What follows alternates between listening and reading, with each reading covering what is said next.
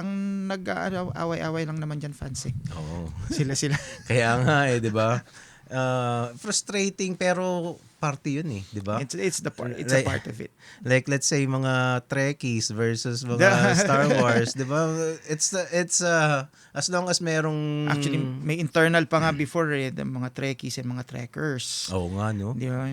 At iba yung Trekkies sa Trekkers. Trekkies are the Picards and the I'm blanking out on William Shatner's character. Si Captain Kirk. Kirk. Okay, Picard and Kirk. I think they're the Trekkies. And the Trekkers are the Janeways. Yun ang di ako familiar doon. Oh, may ano nun, may hindi naman away pero may alitan sino mas magaling na captain. Yun ang pasigatan ng captain. So yun yung ano noon. Pwera pa yun doon sa Star Wars tsaka sa Star Wars and Star Trek. Tapos Harry Potter. Ano pong kalaban ng Harry Potter? Actually mga Potterheads. Potterheads, Twilight. Twilight. Yun, di ba?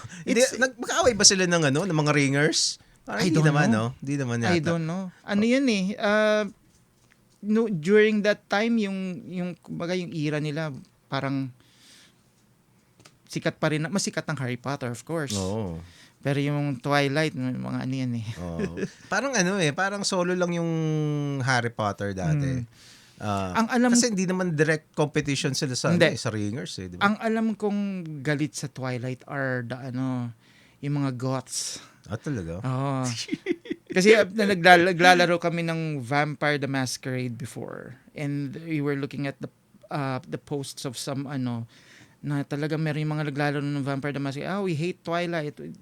Vampires don't glitter. Yun yung so galit sila. Bakit nilabas yung yung libro na yan? Ginawang movie. Hindi naman ganyan ng vampires. Hassle, no? Tsaka yan eh, di ba?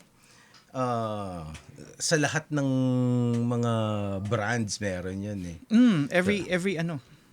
Everything in pop culture has a fan. Oo nga, no? So, ano kaya unang magiging fandom war sa comics? So pero ayoko isipin. Di ba? The Tressers. Actually, pero sinong kalaban ni Tress? Wala naman di ba? Siyang kalaban eh. Actually, in literature,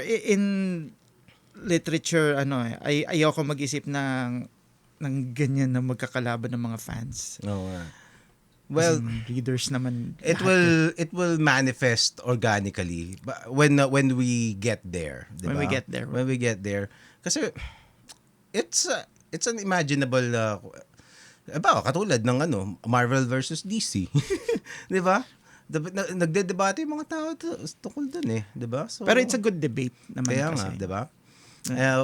But kumbaga meron kang preferred, 'di ba? Meron kang preference na mas magaling mas powerful si Thor kay Superman o kaya si Hulk. O yung mga characters, no? Parang wala sino mas magaling, si Darna o si Trece. Di ba wala mga ganong debate sa atin? Wala.